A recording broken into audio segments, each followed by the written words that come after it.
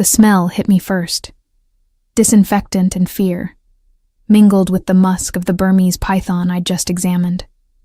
My fingers still trembled slightly as I locked the reptile's enclosure, the adrenaline from wrestling 200 pounds of muscle finally beginning to ebb. The wall clock read 9:47. I'd been at Cross Creek Exotic Animal Clinic for 14 hours straight, and my back screamed its protest with every movement. I loved this place. Every scratched examination table, every temperature-controlled habitat, every specialized piece of equipment I'd fought to afford represented a dream I'd clawed into reality. At 27, I'd built something that mattered. A sanctuary where creatures most veterinarians wouldn't touch found expert care. Sugar gliders, venomous lizards, endangered parrots, even the occasional confiscated wildlife from customs. They all came through my doors. But partnerships, I was learning, were complicated things. Riley, Marcus Webb's voice cut through my exhaustion. My business partner stood in the doorway of my office, his expensive suit somehow still crisp despite the late hour. "We need to talk." Something in his tone made my stomach clench. I'd known Marcus for 6 years, since veterinary school, and I'd never heard that particular edge before. Cold, calculating. Nothing like the easygoing classmate who'd proposed we open a practice together specializing in exotic animals. "Can it wait until morning?" I pulled off my latex gloves and tossed them in the biohazard bin. "I need to check on the macaw one more time before I leave, and it can't wait." He stepped fully into my office, and I noticed for the first time that he wasn't alone. 2 men in dark suits flanked him, their faces expressionless. Private security, maybe. Or lawyers. Either way, my instincts screamed danger. I positioned myself behind my desk, putting solid oak between us. "What's going on, Marcus?" "I need you to sign these." He dropped a manila folder on my desk. Papers spilled out, official-looking documents dense with legal terminology. Health certificates for a shipment coming in next week. Rare birds from Southeast Asia. My eyes scanned the top page, and my blood went cold. These animals haven't been examined.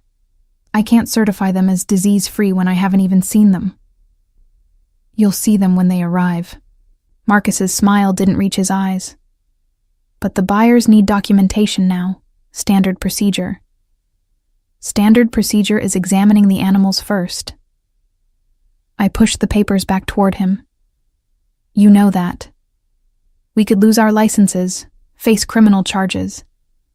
If those birds are carrying avian flu or psittacosis, the buyers are paying triple our usual rate." He leaned forward, planting his palms on my desk. "Do you know what that kind of money means for this practice? For your precious rescue cases that barely pay the bills? It means fraud." I stood my ground, though my heart hammered against my ribs. "And I won't do it. Find another veterinarian." The 2 men in suits moved closer, bracketing the door. Suddenly my office felt very small. Marcus's expression hardened into something I didn't recognize. Something that made me realize I'd never really known him at all. "You don't have a choice, Riley. You're going to sign those papers." His voice dropped to a whisper that somehow felt more threatening than a shout. "Or I'll make sure you never practice veterinary medicine again. I have connections you can't imagine. One call, and your reputation is destroyed. Allegations of malpractice, falsified records, drug theft, pick your poison." "You're insane." But even as I said it, pieces clicked into place.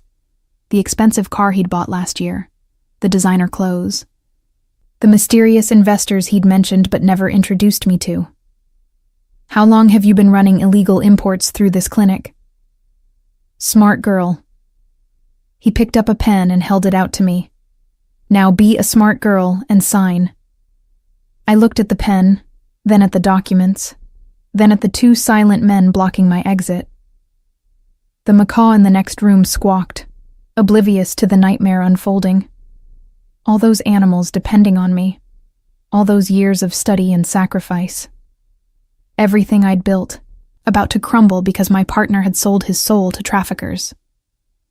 My hand moved toward the pen. Not to take it, to reach for my phone. Marcus was faster. He snatched my phone off the desk and pocketed it. No calls, no help. Just you, me, and a simple decision.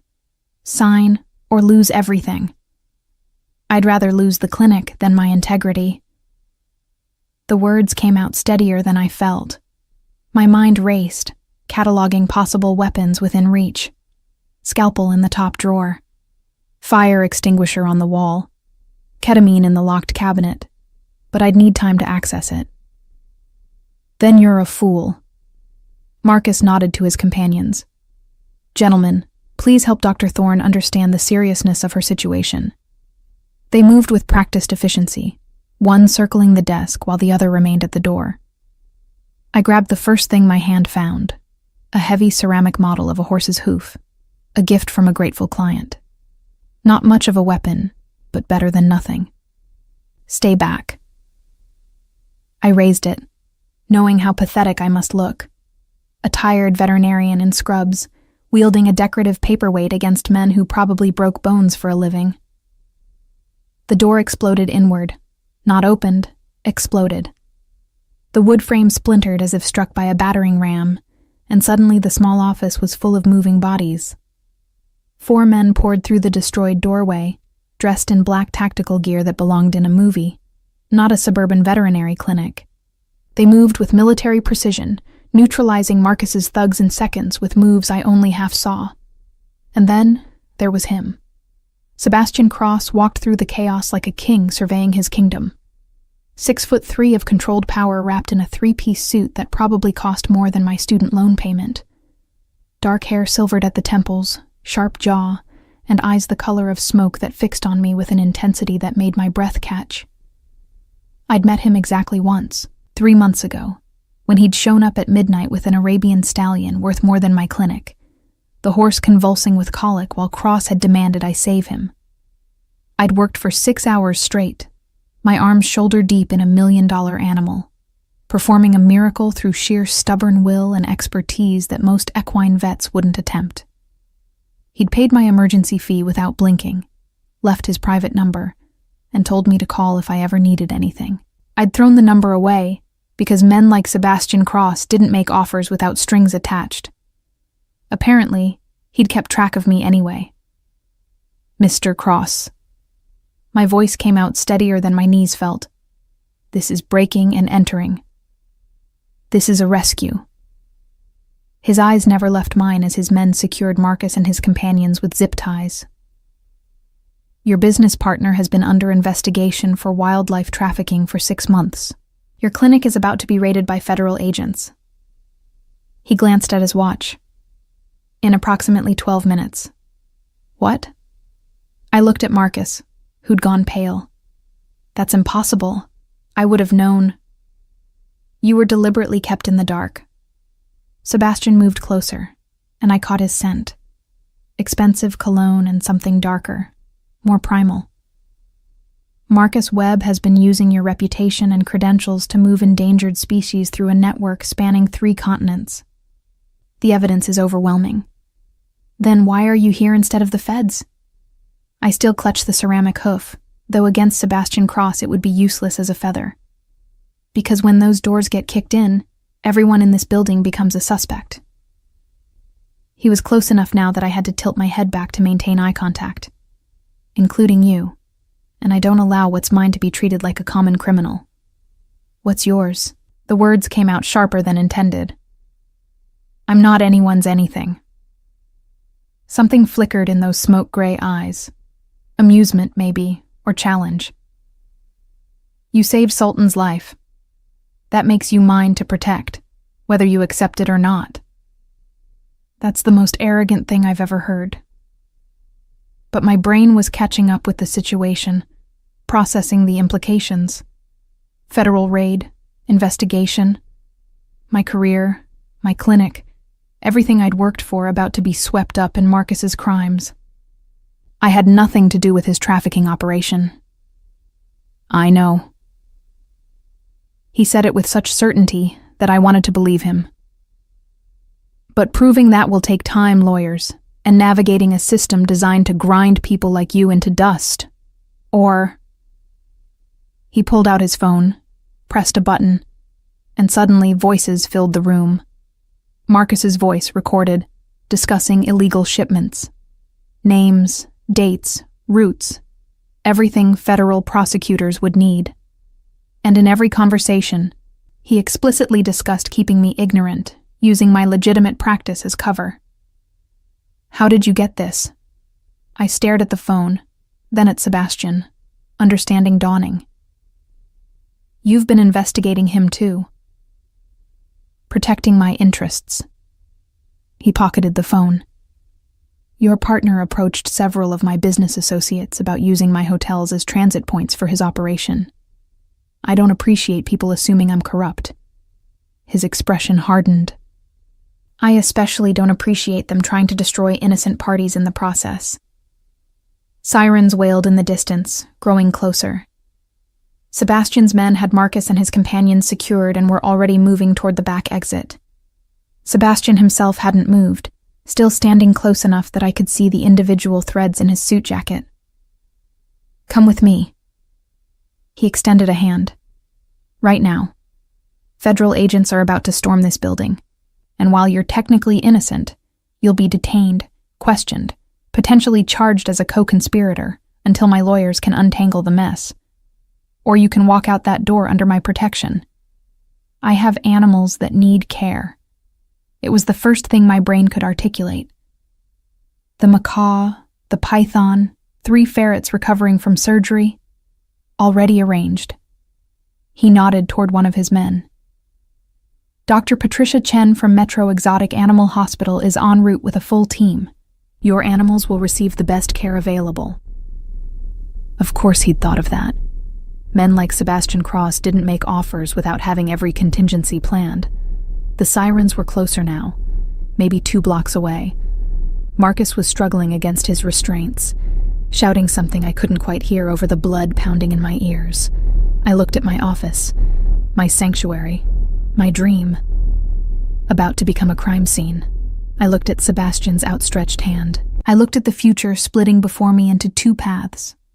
One where I fought alone through a legal nightmare that could take years, and one where I accepted help from a man who terrified and intrigued me in equal measure.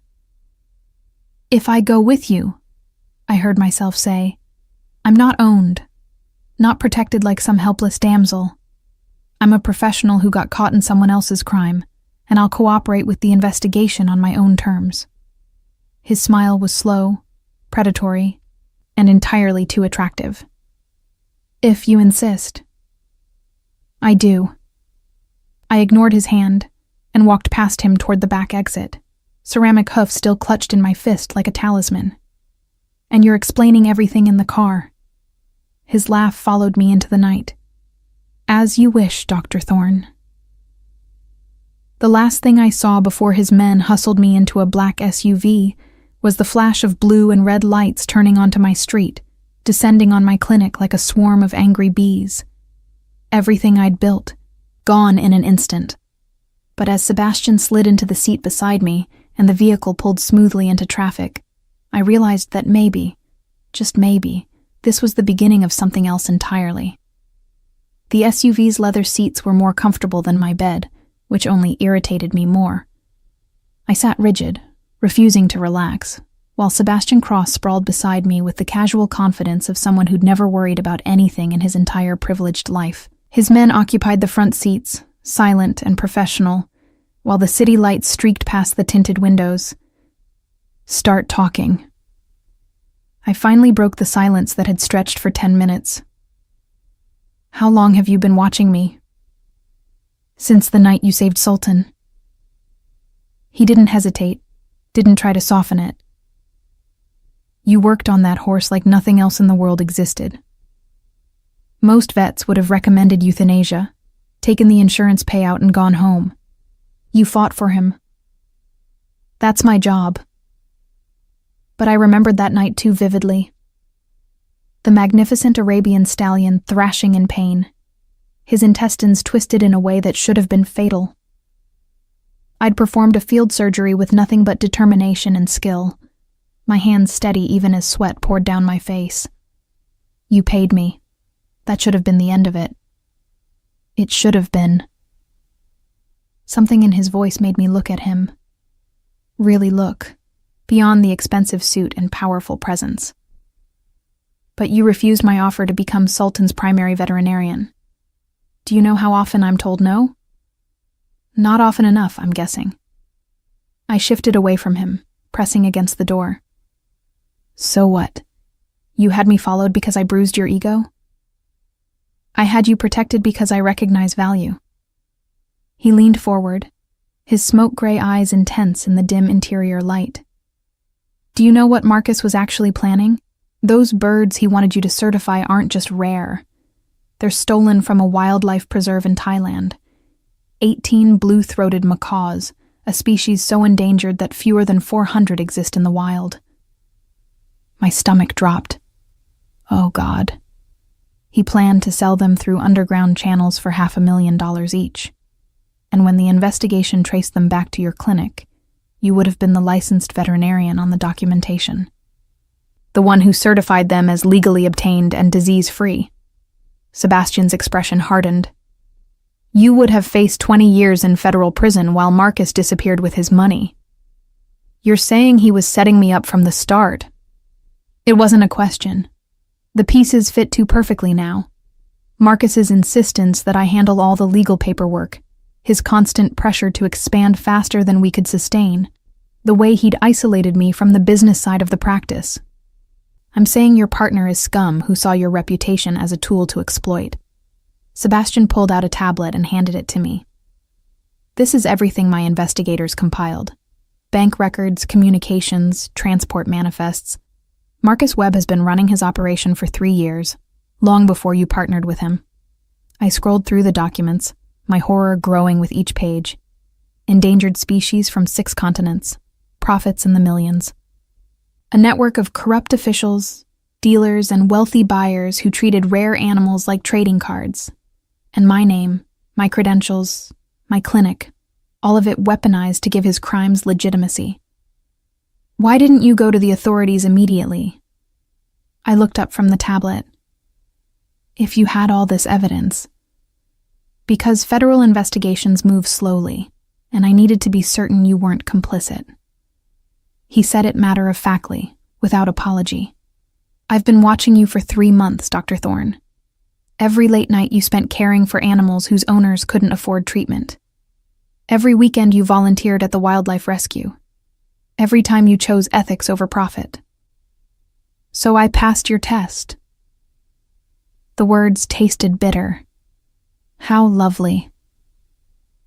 You exceeded every expectation. He reached over and closed the tablet, forcing me to meet his eyes.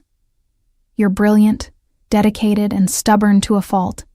You also work yourself to exhaustion, eat 1 meal a day if you're lucky, and haven't taken a vacation since you graduated veterinary school. You had me investigated that thoroughly? Anger flared hot in my chest. That's not protection, Mr. Cross. That's stalking. That's ensuring my investments are sound. He didn't flinch from my glare. I'm offering you something, Riley. May I call you Riley? No, but I didn't look away. What investment? What are you talking about? Your clinic is about to be seized as evidence. Your assets frozen. Your reputation dragged through media coverage that won't care about your innocence. He leaned back, utterly composed while my world crumbled around me. I'm offering to fix all of it.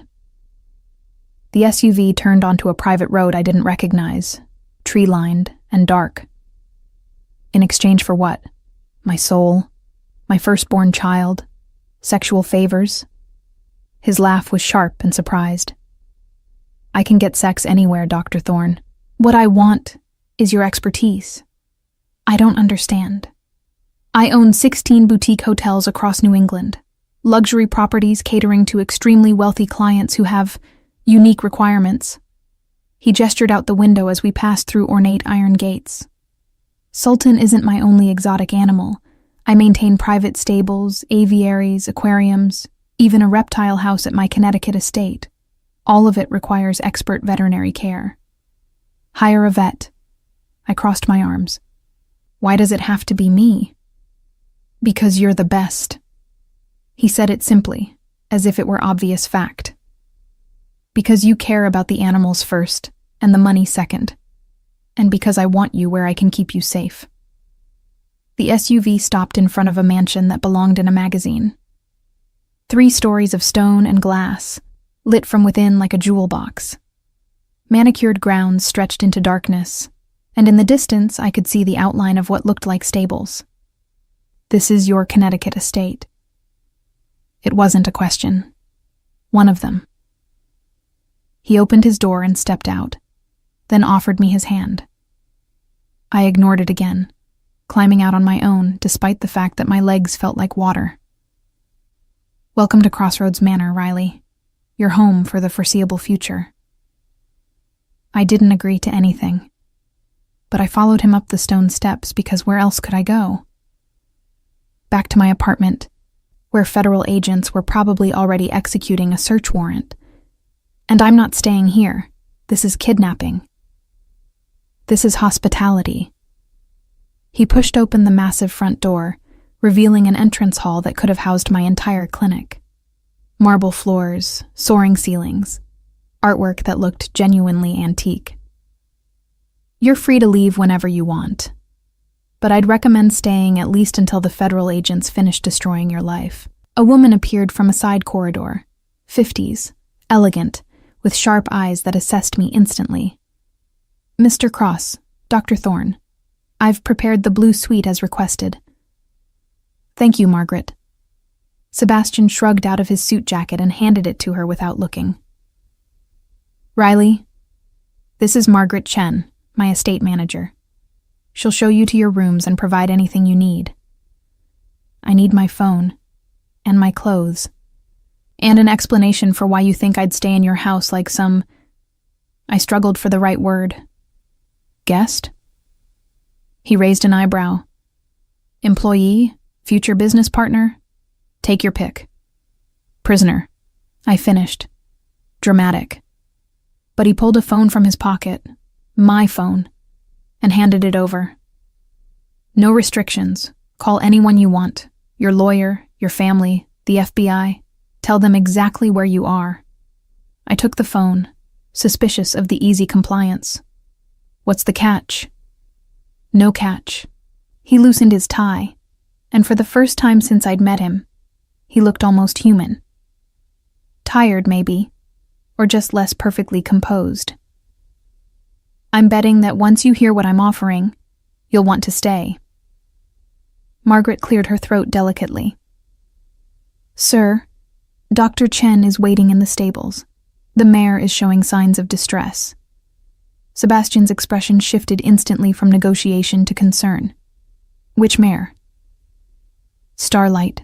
Possible colic. He was moving before she finished speaking, heading toward a rear corridor. Riley, come with me. I'm not your on-call vet, but my feet were already following because a horse in distress overrode every other consideration. Professional instinct kicked in, my brain automatically running through colic symptoms and treatment protocols. We emerged from the house into cool night air, crossing a courtyard toward the most luxurious stable I'd ever seen. Not the utilitarian barn of my limited equine experience, but something that looked like a 5-star hotel for horses. Brass fixtures gleamed under soft lighting. Classical music played from hidden speakers. Each stall was larger than my apartment's living room. This is insane. I breathed, taking it all in. How many horses do you have? 23. He led me past stalls housing magnificent animals that turned to watch us with curious eyes. Arabians, thoroughbreds, a few warm bloods. I breed and compete. It's a hobby that became a passion. We reached a stall at the end where a gray mare paced restlessly, her sides heaving. An older woman in veterinary scrubs stood outside, monitoring. She looked up as we approached. Sebastian, Dr. Thorne. She nodded to me. Patricia Chen. We met once at a conference. I remembered her. Brilliant equine specialist, semi-retired. You're the backup vet he sent to my clinic. I'm also his aunt. She smiled wryly. Family business. Starlight started showing symptoms an hour ago. Pawing, looking at her flanks, elevated heart rate. I've administered Banamine, but I wanted a second opinion before we go invasive. I was already moving to the stall door, my exhaustion forgotten. This was what I knew. This was where I felt confident. May I examine her? Please. Sebastian stepped back, giving me space but watching intently. I entered the stall slowly, letting the mare recognize me as non-threatening. She was beautiful, dappled gray with intelligent dark eyes currently clouded with discomfort. I ran my hands over her sides, feeling for gas buildup, listening to her gut sounds with a stethoscope Patricia handed me. Heart rates elevated but not critical. I worked methodically, checking capillary refill, gum color, temperature. Gut sounds are reduced on the left side. When was her last bowel movement? This morning, Patricia consulted her notes.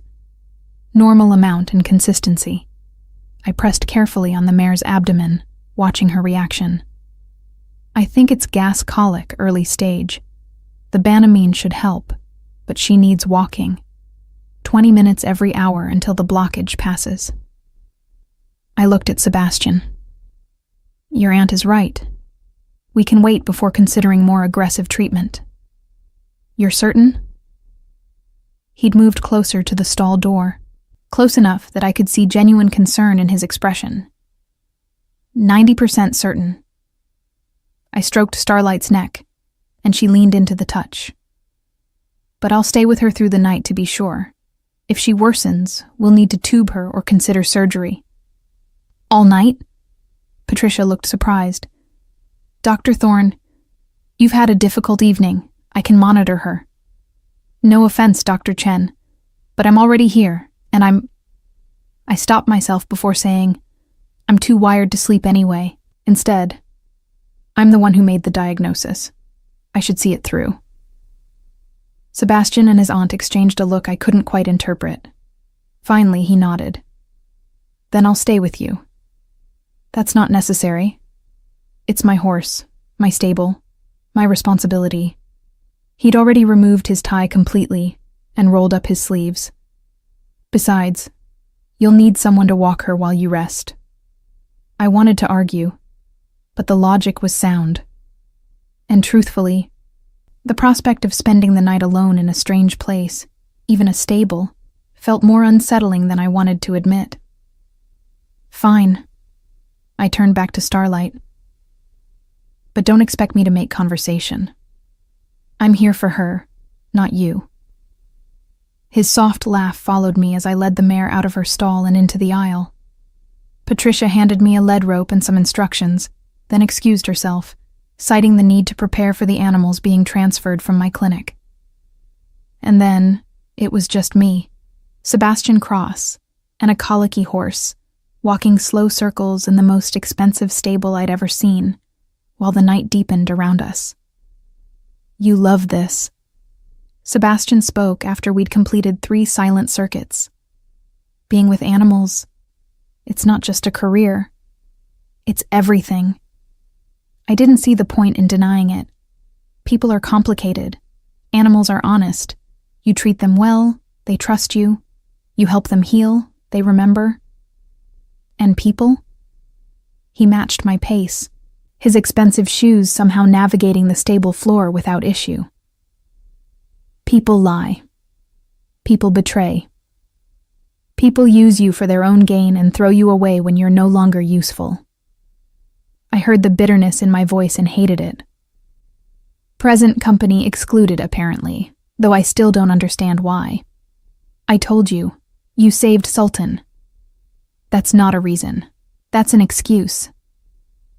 I stopped walking, forcing Starlight to halt. The mare nuzzled my shoulder, seeking comfort, and I stroked her face.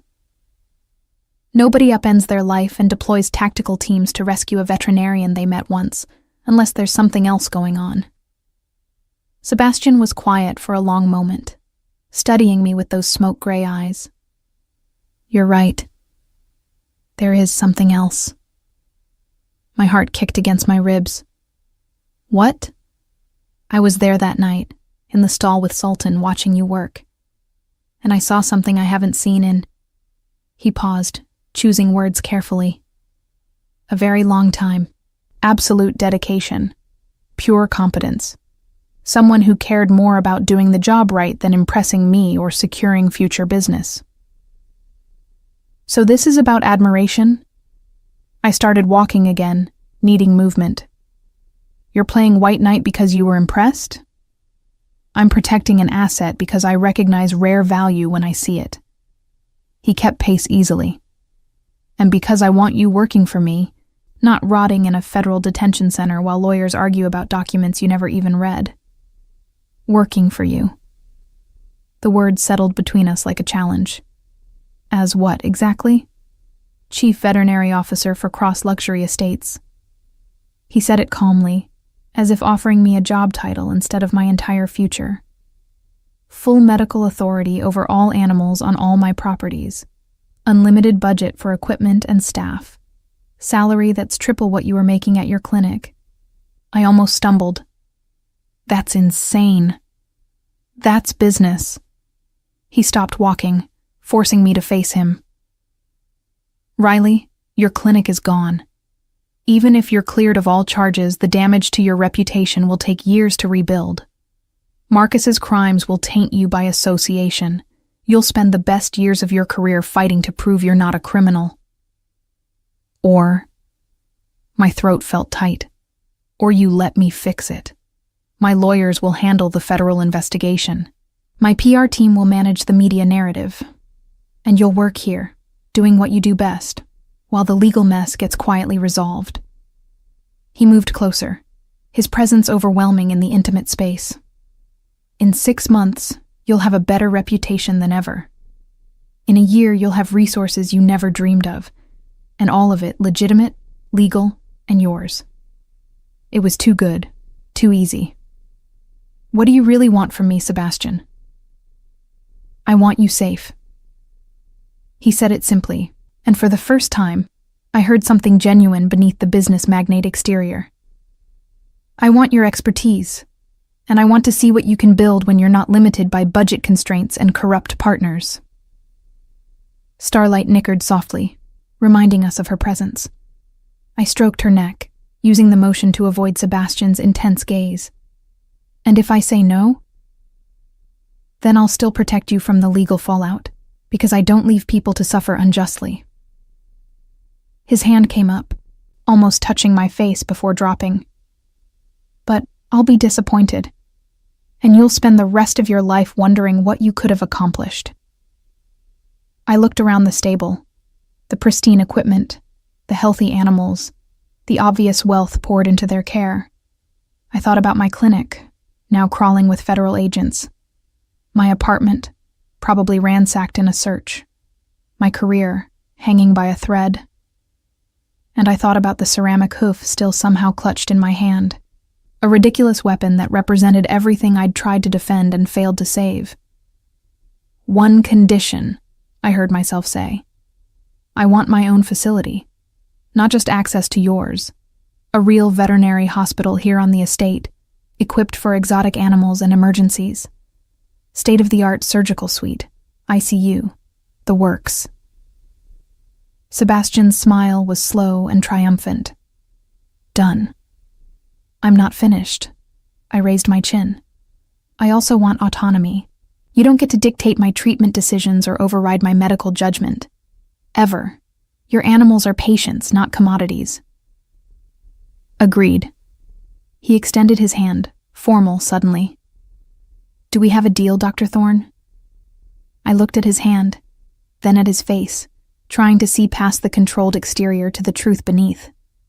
Whatever else Sebastian Cross might be, ruthless businessman, possible criminal, definite control freak, he'd saved me tonight. He'd seen through Marcus when I was blind, and he was offering me a future when I had none. I took his hand. His palm was warm, calloused in unexpected places. Not a man who merely owned horses, a man who worked with them. We have a deal. The words felt like stepping off a cliff. But I'm sleeping in the stable tonight, with starlight. Then I'll bring blankets. He squeezed my hand once before releasing it. Welcome to Crossroads Manor, Dr. Riley Thorne. I have a feeling you're going to change everything. As he walked away to fetch supplies, I pressed my forehead against Starlight's warm neck and wondered what the hell I'd just agreed to. But for the first time in 14 hours, I felt like maybe, just maybe, I wasn't drowning anymore. 3 months later, I stood in the surgical suite of what had become the finest exotic veterinary hospital in New England, elbow deep in a Bengal tiger cub's abdomen, and realized my life had become completely unrecognizable. Suction. I didn't look up, my entire focus on the delicate organs visible through the incision. My assistant, Dr. James Park, who jumped at the chance to leave his underfunded zoo position for Cross Estates, quickly cleared the surgical field. Foreign body identified, I murmured into the recording device mounted above the operating table. Appears to be a cloth fragment, approximately 4 centimeters by 6 centimeters, lodged in the jejunum causing partial obstruction. The tiger cub belonged to a private collector in Vermont, one of several clients who'd started calling once word spread about the new facility. Sebastian had delivered on every promise. The hospital occupied a converted carriage house on the eastern edge of the estate, 5,000 square feet of specialized equipment, climate-controlled recovery rooms, and surgical technology that made my old clinic look like a child's play set. How's her vitals? I carefully grasped the foreign object with forceps, my movements controlled and precise. Stable, heart rate 130, respiration 22, blood pressure holding steady. James monitored the screens displaying the cub's life signs. You want to close? In a minute. I examined the intestinal tissue for damage, relieved to find only minor inflammation. This little girl has been sneaking into someone's laundry basket, probably chewing on towels when nobody's watching. Rich people's problems. James's voice held amusement. My last patient was a malnourished capuchin monkey seized from a roadside zoo. This one's probably fed filet mignon. Animals don't care about their owners' bank accounts. I began the closing process, my sutures neat and methodically placed. They just want to feel safe and loved. Even Bengal tiger cubs who eat designer towels. An hour later, the cub was recovering in one of the ICU kennels. Her owner, a nervous woman in pearls and Chanel, sobbing with relief and writing a check that would fund the hospital for a month. I peeled off my surgical gloves and scrubbed up, letting the hot water wash away the tension that always accompanied major procedures. Dr. Thorne? Margaret's voice came through the intercom. Mr. Cross is requesting your presence at the main stables. One of the mares is foaling earlier than expected. I checked the wall clock, 6:30 in the evening. I'd been in surgery since noon, and my stomach was staging a revolt, but horses didn't care about meal schedules. Tell him I'm on my way. I grabbed a protein bar from my office, a space Sebastian had designed with floor-to-ceiling windows overlooking a pond where exotic waterfowl preened, and headed for the stables. The walk gave me time to appreciate what I'd stepped into. Crossroads Manor sprawled across 300 acres of Connecticut countryside, carefully landscaped to provide natural habitats for Sebastian's extensive animal collection. Beyond the horses, there were aviaries housing rare parrots and finches, a reptile house with climate zones mimicking 6 different ecosystems, and a private pond stocked with koi worth more than luxury cars. All of it under my medical supervision. All of it my responsibility. It should have been overwhelming.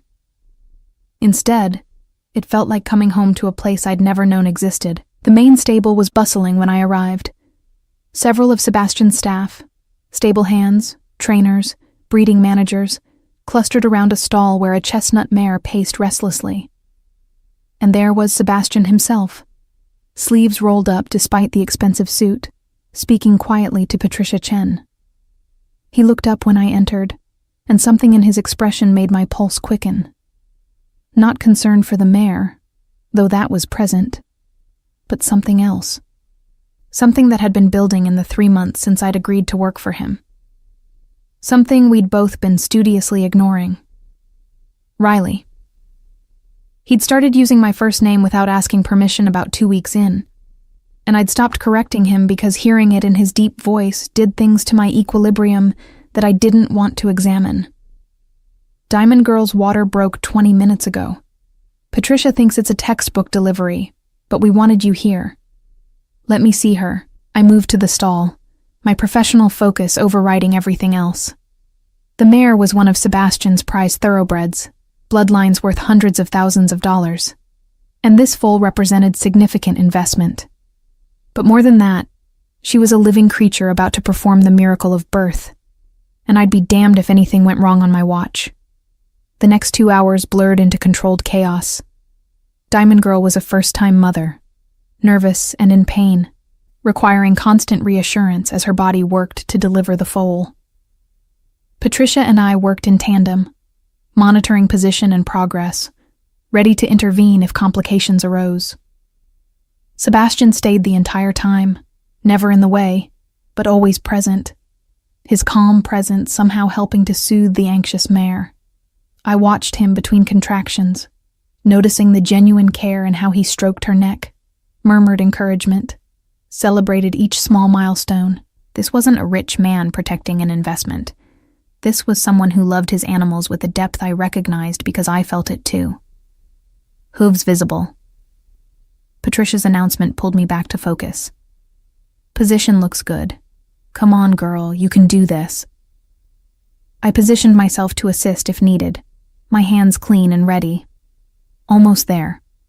When the foal finally slipped free in a rush of fluid and membrane, when Diamond Girl turned to nuzzle her baby with tender curiosity, when the newborn thoroughbred struggled to its impossibly long legs and stood for the first time, in that moment, I forgot everything else. Forgot Marcus's betrayal. Forgot the federal investigation still grinding along in the background. Forgot every doubt and question about my new life. This was why I became a veterinarian. These moments of pure wonder, watching life persist and thrive against impossible odds. She's perfect. Sebastian's voice was rough with emotion. He stood beside me now, close enough that I could feel the heat radiating from his body. Thank you. I didn't do anything. I couldn't look away from the foal, now nursing vigorously while her mother stood patiently. Diamond Girl did all the work. You were here. That matters. His hand found mine, a casual touch that felt anything but casual. To her, to me. I should have pulled away, should have maintained professional boundaries that had been growing increasingly blurred since the night we'd walked starlight through her colic. But his hand was warm, and I was tired, and the sight of new life always made me feel emotionally raw. Sebastian.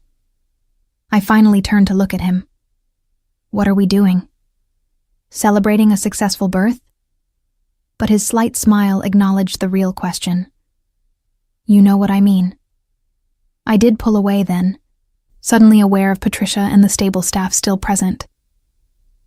This arrangement, me being here, living in your guest house, working exclusively for you, people are going to talk. Let them talk. He didn't seem concerned. You're the best veterinarian in New England. Any rumors about our relationship are irrelevant to that fact. But there is no relationship. The words came out more forcefully than intended. There's an employer and an employee. Professional courtesy. Nothing more. If you say so. He turned back to the mare in full, but I caught the knowing look on his face. Though I notice you haven't asked about the federal investigation in over a month. He was right. I'd been so absorbed in building the hospital, treating patients, and settling into the rhythm of life at Crossroads Manor that I'd almost forgotten I was supposed to be in crisis mode. Because your lawyers keep telling me everything's handled. I crossed my arms. Marcus took a plea deal. The charges against me were dropped. My name was officially cleared in the press. It's like you waved a magic wand and made all my problems disappear. Not magic, resources and persistence. Sebastian gestured toward the stable exit, and I followed him out into the cool evening air. The sun was setting, painting the sky in shades of amber and rose. And you've been too busy revolutionizing exotic animal medicine to worry about legal minutiae? Don't do that. I stopped walking, forcing him to face me. Don't make this about me being busy. You orchestrated everything. You controlled every aspect of the narrative. Sometimes I wonder if you manipulated the whole situation from the beginning, just to get me here. His expression went carefully blank. Do you really believe that? I wanted to say yes, wanted to maintain the anger and suspicion that had protected me since Marcus's betrayal. But honesty forced me to shake my head. No, but I also don't understand why you care so much. I told you the Sultan story. I cut him off. That's not enough. Nobody builds a multi-million-dollar veterinary hospital for someone they met once. Nobody deploys private security and teams of lawyers and PR specialists to protect a stranger. So what's the real reason, Sebastian? What do you actually want from me? He was quiet for so long I thought he might not answer. Then he stepped closer, close enough that I had to tilt my head back to maintain eye contact, and I saw something in those smoke-gray eyes that made my breath catch. I want you exactly where you are. He said it quietly, intensely. Doing what you do best, surrounded by resources instead of limitations. I want to watch you thrive without anyone holding you back or using you. I want... He stopped himself, jaw tightening. What? My heart was hammering now. Say it. I want you to look at me the way you looked at that foal just now. The confession came out rough. Like I'm something worth celebrating instead of someone to be suspicious of. The honesty stole my breath. I'd spent 3 months constructing walls, maintaining professional distance, telling myself that Sebastian Cross was just my employer and benefactor, that the way my pulse raced when he entered a room meant nothing, that the hours we spent together, walking horses, discussing treatment plans, celebrating successful surgeries, were merely collegial. I'd been lying to myself. I don't know how to do this. The admission felt dangerous. I trusted Marcus, and he was using me from day one. How do I trust you when you've got so much more power, so much more control over my life? You don't. Sebastian's answer surprised me. Not yet. Trust isn't given, Riley. It's earned through consistency over time.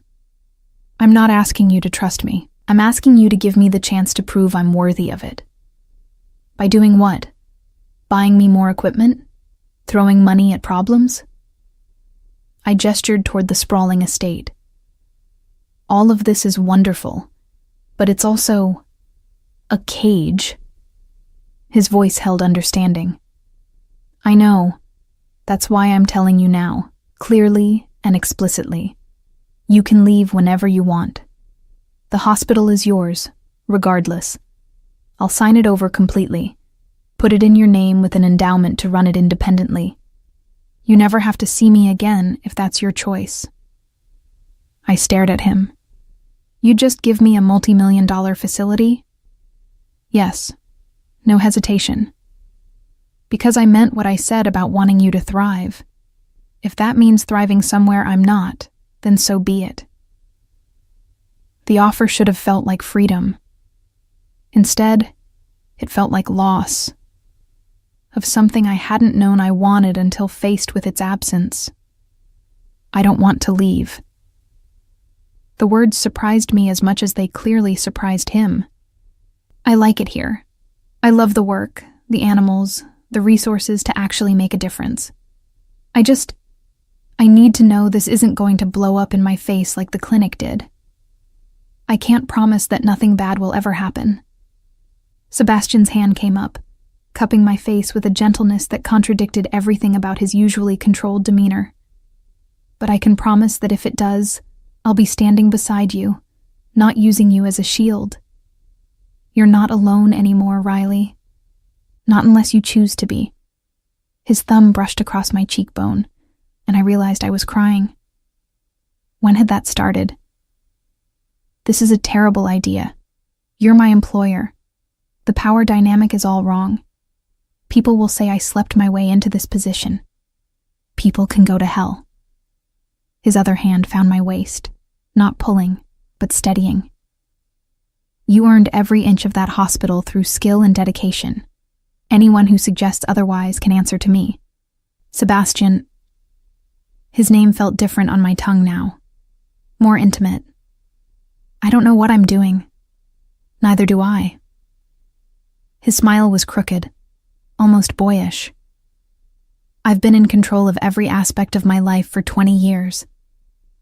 Then you walked into that stall with Sultan, covered in blood and sweat and more beautiful than anyone I'd ever seen.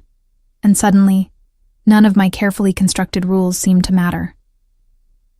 I was not beautiful. I was exhausted and terrified that Horse was going to die. But I was smiling despite myself. You were magnificent. He said it with such conviction that I almost believed him. You still are, every damn day watching you work, seeing you care about creatures that most people wouldn't notice. It's addictive, Riley. You're addictive. I should have pulled away, should have cited all the logical reasons why this was inappropriate and unwise.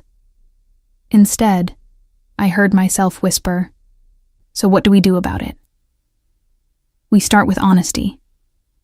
His forehead touched mine, intimate and terrifying. I want you. Not as an employee or a protege or any other clinical term that lets us pretend there's nothing here. I want you in ways that have nothing to do with veterinary medicine and everything to do with the way you laugh when a puppy licks your face. The way you sing to nervous animals. The way you challenge me when you think I'm being ridiculous. I challenge you a lot. My hands had somehow found their way to his chest, feeling the solid muscle beneath the expensive shirt. Exactly. His breath ghosted across my lips. So I'm asking, clearly and directly, would you consider letting this be something more than professional? No obligations, no pressure. Just possibility. Every logical bone in my body screamed warnings. 3 months wasn't long enough to know someone. He was too powerful, too wealthy, too accustomed to getting what he wanted. The last man I'd trusted had nearly destroyed my career and freedom. But Sebastian wasn't Marcus. He'd proven that in dozens of small ways over the past 3 months. The way he consulted me on every animal-related decision. The way he'd stepped back when I needed space to establish my authority. The way he'd celebrated my successes without trying to take credit. The way he was holding me now, like I was precious but not fragile, desired but not owned. Yes, the word came out barely audible, but slowly, and if it doesn't work, then we remain colleagues and professionals, and I'll respect whatever boundaries you set. His grip tightened fractionally. But Riley, I don't think it's going to not work. Confident, aren't you? But I was already rising on my toes, closing the distance between us. Hopeful, he corrected, and then his lips met mine, and the rest of the world disappeared. The kiss was nothing like I'd imagined during the sleepless nights I'd pretended not to imagine it. Not demanding or possessive, but questioning, seeking permission with every movement, giving me space to retreat if I wanted. I didn't retreat. Instead, I pressed closer, my hands sliding up to tangle in his hair, answering his question with one of my own. What if this worked? What if the man who'd saved me from my worst nightmare turned out to be the best thing that ever happened to me? When we finally broke apart, both breathing hard, Sebastian's smile was incandescent. Well, that's a promising start. Shut up. But I was smiling too, feeling lighter than I had in months. This doesn't change anything professionally. I'm still the chief veterinary officer. You're still the owner. And if you ever try to override my medical judgment, you'll quit immediately and take the hospital with you. He finished.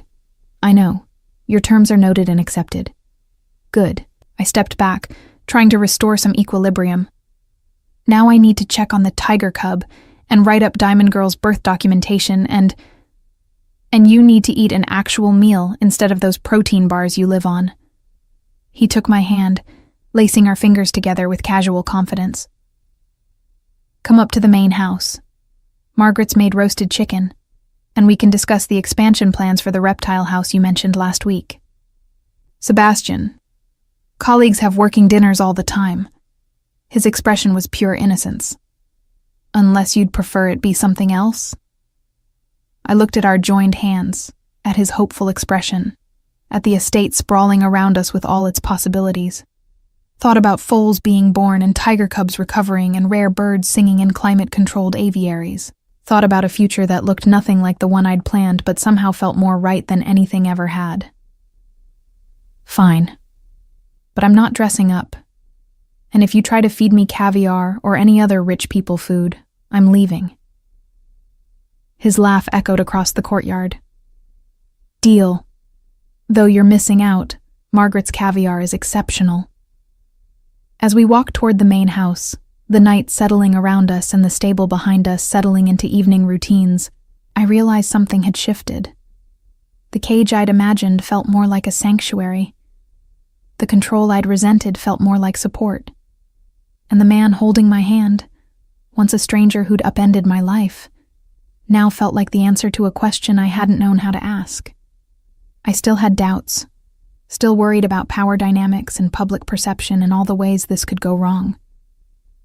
But for the first time in my adult life, I also had hope that maybe, just maybe, I'd found somewhere I belonged. The main house dining room was less formal than I'd feared, more intimate library than grand hall, with floor-to-ceiling bookshelves and a table that seated 8 instead of 30. Margaret had set 2 places at one end, close enough to feel personal without forcing awkward proximity. This is your casual dining room? I raised an eyebrow at the chandelier that probably cost more than a year of my former salary. What's the formal one like, Versailles? Worse. I avoid it whenever possible. Sebastian pulled out my chair, a gesture that should have felt antiquated but somehow didn't. The formal dining room seats 40 and has a mural on the ceiling depicting the history of New England horse breeding. It's aggressively pretentious. But you own it anyway. I accepted the seat, hyper-aware of his proximity as he settled across from me. I inherited it. He corrected. The estate belonged to my grandfather. He made his fortune in textile manufacturing, then spent 3 decades turning Crossroads Manor into a monument to his ego. I've been slowly making it livable. Margaret appeared with dinner, roasted chicken as promised, but also garlic potatoes, roasted vegetables, and fresh bread that smelled like heaven. My stomach growled audibly. When did you last eat? Sebastian's question held concern, not judgment. Breakfast. Maybe. I reached for the bread. I had that surgery, then the foaling, and before that, I was doing rounds on the aviaries because 2 of the macaws showed signs of feather plucking. Riley. He waited until I looked up. You're going to burn out. I'm fine. You work 16-hour days, 7 days a week. You've lost weight since you got here. And I found you asleep in the hospital break room last Tuesday at 3 a.m. His expression was gentle but firm. That's not sustainable. I have a lot to prove. The words came out more defensively than intended. This hospital, the facility, all of it. People need to know it's legitimate, not just some vanity project funded by your money. Nobody who's seen your work questions its legitimacy. Sebastian served himself but didn't start eating, clearly waiting for me. But killing yourself to prove a point doesn't help anyone. Not the animals, not me, and definitely not you. I wanted to argue. Instead, I took a bite of chicken and nearly moaned. Margaret's cooking was dangerous, the kind that made you remember food was supposed to be pleasurable, not just fuel. Fine, I'll try to maintain better boundaries. I reached for the vegetables. But the expansion plans can wait until after dinner. He finally began eating, his movements precise and controlled. Tell me about the tiger cub instead. Will she make a full recovery? We fell into conversation about medicine, animals, the peculiar challenges of exotic species care. It was comfortable, familiar, the same discussions we'd been having for months. But underneath ran a new current, awareness humming between us like electricity. I noticed details I'd been ignoring. The way his hands moved when he talked, precise and confident. The rare, genuine smile that transformed his usually controlled expression. The way he listened without interrupting, actually absorbing what I said instead of waiting for his turn to speak. What? He'd caught me staring. Nothing. I looked down at my plate, just thinking. About? His voice held amusement. About how this is probably a terrible idea. But I was smiling despite the words. You realize I'm completely unsuited for your world, right? I don't know which fork to use at formal dinners. I say, shit, when I'm frustrated. I once wore the same scrubs 3 days in a row because I forgot I owned other clothes. Good thing I don't care about any of that. He reached across the table, his hand covering mine. I didn't rescue you from Marcus's mess because I wanted someone appropriate for society functions. I wanted you, exactly as you are. Even when I'm difficult? The question slipped out before I could stop it. Especially then. His thumb traced circles on my palm. Do you know what most people do when I make suggestions? They immediately agree. They tell me I'm brilliant. They scramble to implement whatever random thought I voiced, even when it's obviously flawed. And I tell you when you're being an idiot. I remembered last week's argument about expanding the reptile house. He'd wanted to add venomous species. I'd vetoed it as unnecessary risk without proper specialists on staff. You tell me the truth, he corrected. That's incredibly rare in my world. Most people see my bank account before they see me. Is that why you're still single? The question was too personal, but the kiss earlier had opened doors I couldn't quite close. Surely you've had opportunities. His expression shuddered slightly. I've had relationships, none that survived my work schedule and the realization that I was more interested in my horses than the women I was supposedly dating. That's sad. I meant it. You deserve better than that. So do you. He squeezed my hand gently. What about you? Any dramatic relationship history I should know about? Define dramatic. I considered lying, then remembered his comments about honesty. I dated a fellow veterinary student for 2 years. Thought we'd build a practice together, have the whole partnership thing. Then I found him in bed with a pharmaceutical sales rep and realized he'd been using our relationship to get access to my research notes the whole time. Jesus! Sebastian's grip tightened. What an absolute bastard. Yeah. The old wound barely twinged now, dulled by time and Marcus's more recent betrayal. I have terrible taste in men, apparently. I pick partners who see me as useful rather than valuable. Then it's fortunate I see you as both. He said it lightly, but something in his eyes suggested he meant it seriously. Though I hope you're starting to see the difference. Before I could respond, Margaret appeared in the doorway. Excuse me, Mr. Cross. There's an urgent call from your Boston property. Something about the permits for the rooftop garden renovation. Sebastian's jaw tightened with obvious frustration. Can it wait? The city inspector is apparently threatening to revoke the variance if you don't call back tonight. Margaret looked apologetic. I wouldn't interrupt if it wasn't critical. Of course. He stood reluctantly, his hand trailing across my shoulders as he passed. I'll be quick. Margaret, please bring out dessert for Dr. Thorne. Alone in the dining room, I took stock of my situation. 3 months ago, I'd been cornered in my clinic by a criminal partner, my entire life crashing down. Now I was eating gourmet food in a mansion, working at a world-class facility, and apparently dating, or whatever this was, a man who looked like he'd stepped out of a magazine spread. It felt too good. Like the universe was setting me up for an even bigger fall. Margaret returned with what she called just a simple tart. Lemon, buttery crust, absolutely perfect. And I'd nearly finished when raised voices echoed from somewhere in the house. Sebastian's voice, sharp with anger, and another male voice I didn't recognize. I shouldn't have investigated. Should have stayed in my seat like a polite guest. But I'd spent 3 months at Crossroads Manor, and my veterinarian instincts, honed to detect distress, wouldn't let me ignore obvious conflict. I followed the voices to Sebastian's home office, a wood-paneled sanctuary of leather and mahogany. The door stood half open, and through it, I saw Sebastian facing a man in an expensive suit, their postures aggressive. Absolutely not. Sebastian's voice was cold enough to freeze. I've told you repeatedly, I'm not interested in your development scheme.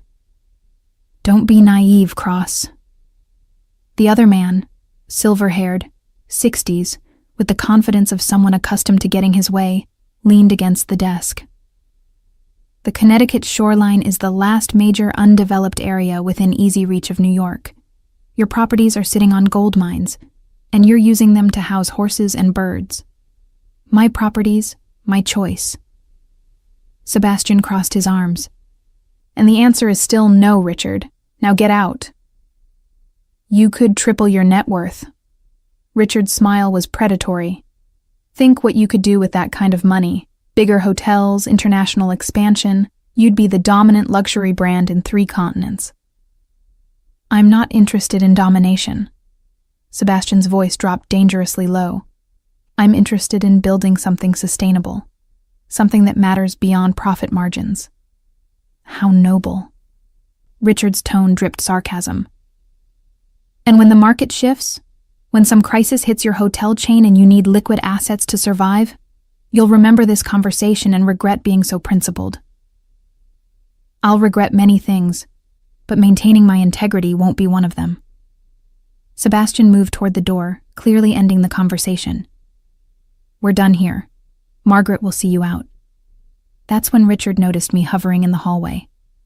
His eyes raked over my scrubs, still stained from the tiger surgery, and his smile turned mocking. Ah, the famous veterinarian. He said it like an insult. I've heard about Sebastian's new pet project. Millions poured into an animal hospital instead of revenue-generating development. Tell me, Dr. Thorne, what's it like being the most expensive charity case in Connecticut? The words hit like physical blows. Every insecurity I'd been suppressing rushed to the surface. Was that how people saw me? Sebastian's vanity project, bought and paid for like everything else in his world? That's enough. Sebastian's voice was deadly quiet. You have 5 seconds to leave before I have security escort you out. I'm leaving. Richard straightened his tie, unruffled. But think about my offer, Sebastian. Family legacies don't sustain themselves on sentiment. His gaze slid back to me. And be careful who you trust. People who have nothing often want everything. He brushed past me with deliberate rudeness, his expensive cologne cloying in the confined space. I heard Margaret's voice down the hall, formally cordial as she showed him out. Sebastian appeared in the doorway, his expression carefully controlled. Riley, I'm sorry you had to hear that. Who was he? My voice came out steadier than I felt. Richard Castellano, old family friend of my grandfather's. He's been pressuring me to sell or develop several of my properties for years. Sebastian ran a hand through his hair, disturbing its usual perfect order. I keep refusing. He keeps finding new angles to push. And I'm one of those angles. It wasn't a question. A weakness he can exploit by making you doubt your choices. You're not a weakness. Sebastian stepped closer, his hands finding my shoulders. You're the best decision I've made in years. Richard's just bitter because I won't let him turn Crossroads Manor into a shopping complex. But he's not entirely wrong, is he? I forced myself to meet his eyes. You've spent millions on the hospital, on equipment, staff, resources. That money could have gone toward your actual business. My actual business is doing fine. He cut me off gently. Better than fine. The exotic animal care program has become a draw for my hotel properties. Guests love the private stables and aviaries. We're booked solid for the next 2 years specifically because we offer experiences nobody else can match. That's PR spin. But my conviction was wavering. That's measurable data. He pulled out his phone, showing me charts and graphs I didn't fully understand.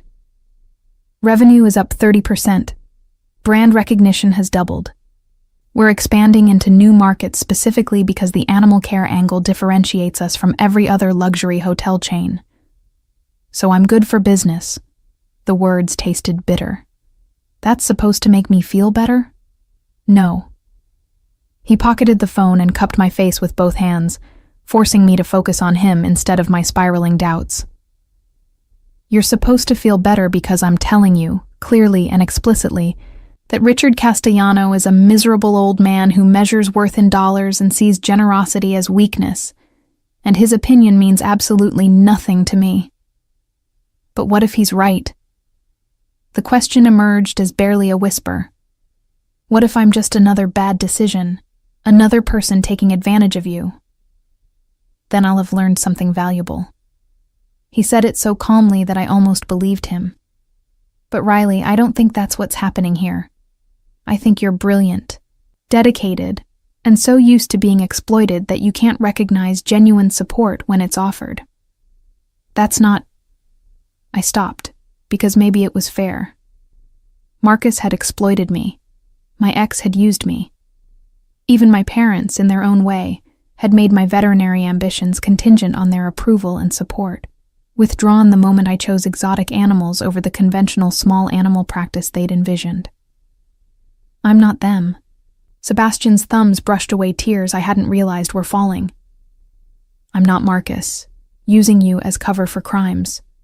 I'm not your ex, stealing your work. I'm not anyone who's hurt you before. I'm just me. Imperfect, sometimes controlling, probably too intense about things I care about. But honest, Riley. Always honest with you. How do I know that? My voice broke. How do I trust you when everyone else has proven trust is foolish? You don't know. He said it simply. You can't know. Trust isn't knowledge, it's faith. And faith requires a leap. All I can do is keep showing up, keep being consistent, keep proving through actions that my words aren't empty. I wanted to believe him. God, I wanted it so badly it physically hurt. But Richard's words echoed in my mind. Expensive charity case, pet project, nothing wanting everything. I need time. I stepped back from his touch, needing space to think. This is all. It's too much, too fast. The kiss, dinner, the casual way you talk about millions of dollars like it's nothing. I don't know how to process it. Then take time. He let me go without resistance.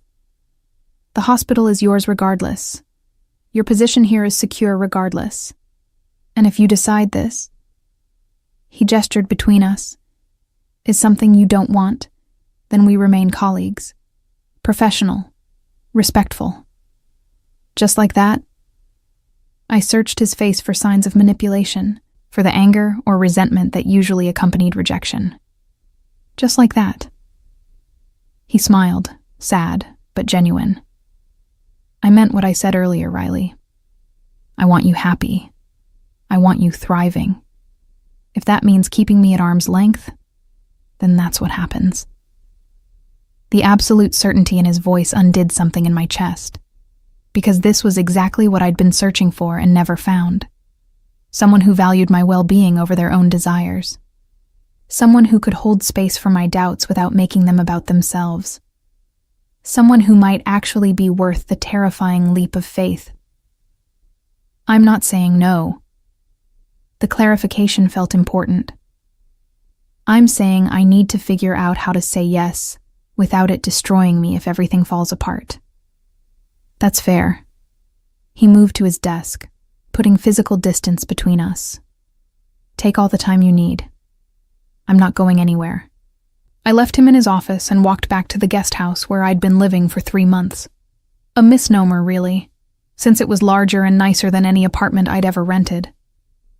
My sanctuary, paid for by Sebastian's money but made home by my own choices. The tiger cub's recovery needed monitoring. The foal needed checking. Tomorrow's schedule included 3 consults and a comprehensive health screening of the aviary residents. Work I loved, resources I'd never dreamed of, purpose that fulfilled me in ways nothing else ever had. And underneath it all, a question that kept me awake most of the night. What would it cost to let myself love Sebastian Cross? And was I brave enough to find out? Dawn arrived cold and gray, rain drumming against the guest house windows with insistent rhythm. I'd managed maybe 3 hours of sleep, my mind too busy replaying Richard Castellano's words and Sebastian's response to allow proper rest. The tiger cub needed her morning check, and I was grateful for the excuse to escape my own thoughts. The hospital was warm and dry, the overnight tech greeting me with a tired smile. She's alert and ate breakfast. No complications. I spent 20 minutes examining the cub, documenting her recovery, watching her play with a rubber toy despite the surgical incision. Resilience, I thought. Animals understood it instinctively. You survived, you healed, you moved forward. Why was it so much harder for humans? "Dr. Thorne?" James appeared in the doorway, rain-soaked and breathless. "Emergency. Mr. Cross needs you at the stables immediately." My heart dropped. "Which horse?" "Sultan." The name made my stomach clench. "He's down. Patricia's there, but she asked for you specifically." I ran.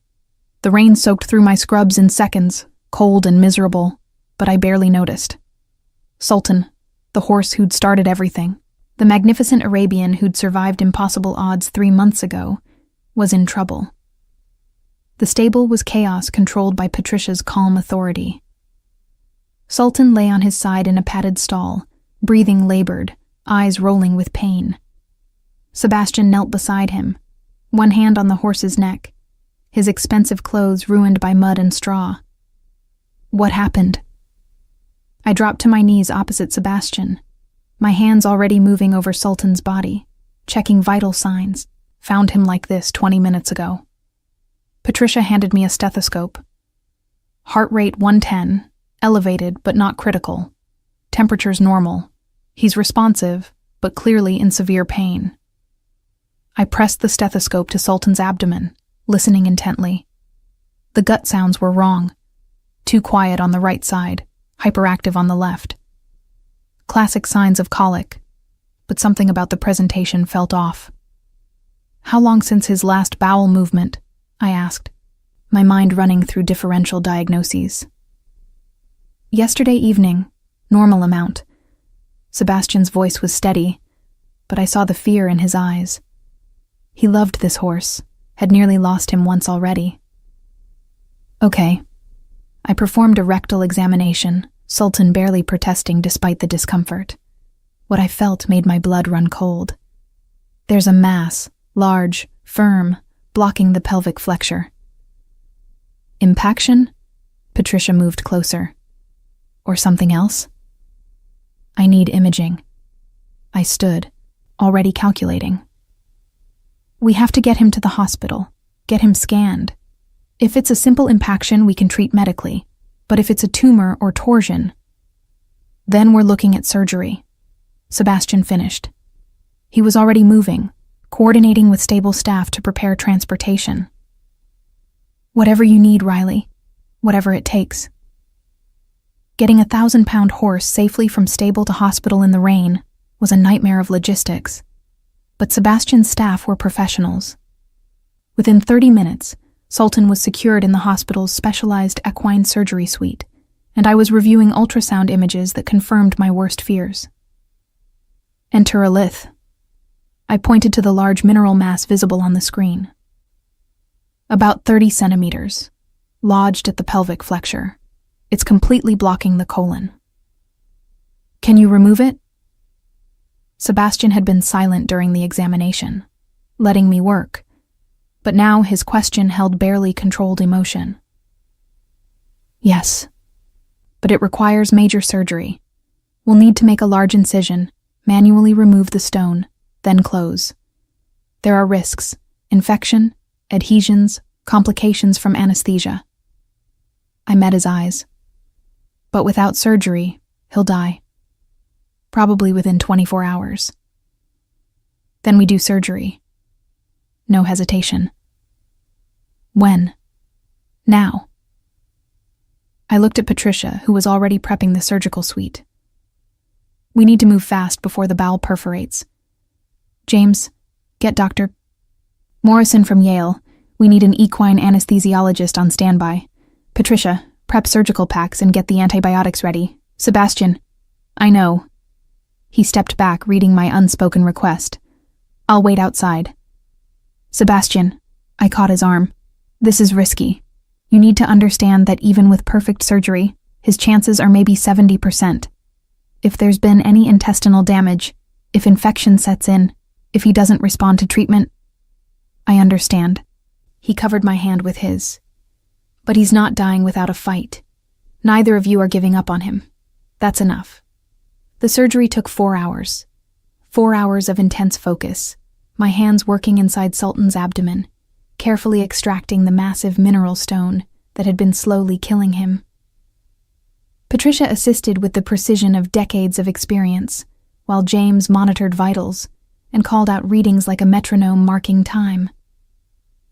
The stone, when I finally freed it, was horrifying, smooth, dense, the size of a grapefruit. Years of mineral buildup, probably from water chemistry combined with dietary factors. Preventable if anyone had known to watch for it. Intestinal wall looks good. Patricia examined the tissue under bright surgical lights. No perforations, minimal necrosis. He got lucky. We all got lucky. I began the closing process, my sutures neat and methodical despite my exhaustion. But he's not out of the woods yet. Post-op recovery is going to be critical. When we finally wheeled Sultan into recovery, when I peeled off my blood-soaked surgical gloves and scrubbed the gore from my arms, I found Sebastian exactly where I'd left him. Sitting in the waiting area, soaked clothes dried into wrinkles, hair disheveled, looking nothing like the polished businessman who'd kissed me in the courtyard yesterday. He made it through surgery, I said, without preamble. The stone is out, the bowel looks healthy. Now we wait and see how he responds to recovery. Sebastian stood so fast, he nearly knocked over his chair. Can I see him? Not yet. He needs to wake up from anesthesia, and we need to monitor him closely for the next few hours. I gestured to the coffee maker in the corner. But you can wait here if you want. It's going to be a long night. Then I'm staying. He poured 2 cups, handing me one without asking if I wanted it. You should eat something. I should monitor my patient. But I took the coffee, letting the warmth seep into my cold hands. The adrenaline was starting to fade, leaving me shaky and exhausted. Patricia's monitoring him. James is there too. Sebastian guided me to a chair, his hand on my elbow, gentle but insistent. You just performed major surgery after working yesterday's full shift. Sit down before you fall down. I wanted to argue, but my legs agreed with him. I collapsed into the chair, and suddenly the events of the last 36 hours crashed over me. The tiger cub, the foaling, dinner with Sebastian, Richard Castellanos' cutting remarks, sleepless night wrestling with doubt, emergency surgery on a horse I'd saved once and might be saving again. Hey. Sebastian knelt in front of me, his hands covering mine. You're shaking. Adrenaline crash. I tried to smile. Happens after intense surgery. I'm fine. You're not fine. You're exhausted and probably in shock. He pulled out his phone. I'm having Margaret bring food. Real food, not protein bars. Sultan. Has a full team watching him. You trained them well. They'll call if anything changes. His thumb traced circles on my wrist, the touch grounding. Right now, you need to take care of yourself. Is this how it's going to be? The question came out sharper than intended. You managing my life, making decisions about what I need. Is this you looking for reasons to push me away? He countered, his expression gentle. Because I'm trying to make sure you don't collapse from exhaustion, not control you. I opened my mouth to argue, then closed it. Because he was right. I was picking a fight, manufacturing conflict, anything to avoid the terrifying vulnerability of accepting help. I don't know how to do this. The confession felt like surrender. How to let someone take care of me without it being a trap, I know. He stood, pulling me up with him and into an embrace that should have felt presumptuous but instead felt safe. And I'm not asking you to figure it all out right now. I'm just asking you to sit down, drink coffee, and eat when food arrives. That's it. No hidden agenda. I let myself lean against him, just for a moment, feeling the solid strength of his body and the steady beat of his heart. What if I'm not worth all this trouble? What if you are? He pressed a kiss to the top of my head. What if you're worth exactly this much trouble and more? What if I'm not doing this because I expect something in return, but because seeing you thrive makes me happier than anything else? That's not how the world works. But I didn't pull away. People don't just give without taking. Then maybe my world is different than yours. He eased me back into the chair, then settled beside me instead of opposite. Close enough to touch, but not crowding. Maybe I've got enough money that I can afford to be generous without it costing me. Maybe I've seen enough ugliness in business that I want to create something beautiful just because I can. The hospital. I understood suddenly. That's what this is about. Not just Sultan, not just me. You wanted to build something that mattered. Yes. Simple agreement. I inherited enormous wealth and all the privileges that come with it. I could spend my entire life accumulating more money, more properties, more power. Or I could use what I have to make something meaningful, to support people who are actually changing the world in ways I never could. I'm not changing the world, I protested. I'm just treating animals.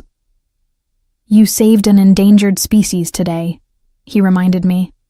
That tiger cub belongs to a breeding program trying to prevent extinction. You performed surgery that most vets wouldn't attempt, giving her a chance to contribute to her species' survival. That's not nothing, Riley. That's everything. Margaret arrived with food, sandwiches, soup, fruit, and tactfully disappeared.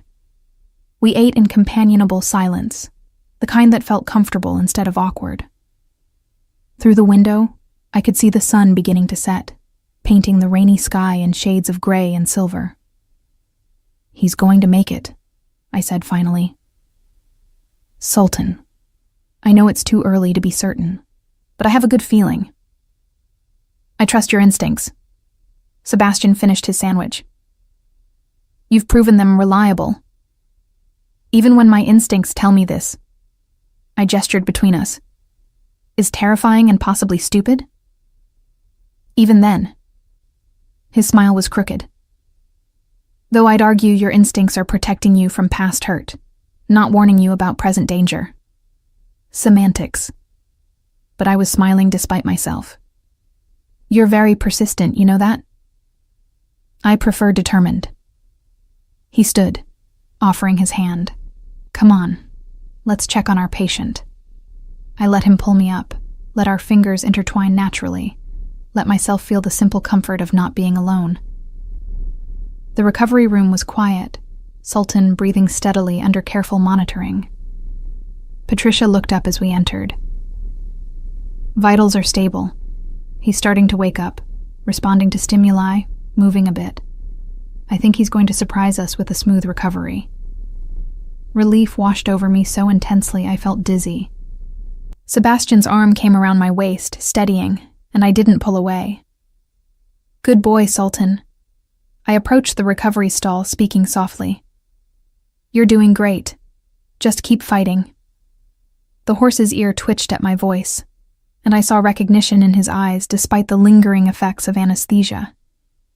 He remembered me, trusted me, expected me to fix things. "I've got you," I promised him. "We all do." Sebastian's hand found mine again, squeezing gently. No words, just presence, just being there in a moment that could have been lonely, but instead felt shared. When Patricia finally cleared me to leave, promising to call with any changes, I realized I'd been at the hospital for nearly 16 hours. My body ached with exhaustion, my mind felt foggy, and I desperately needed a shower. "Come on."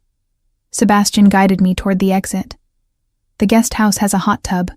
Doctor's orders. You're soaking for at least 30 minutes before you collapse." "That's not doctor's orders.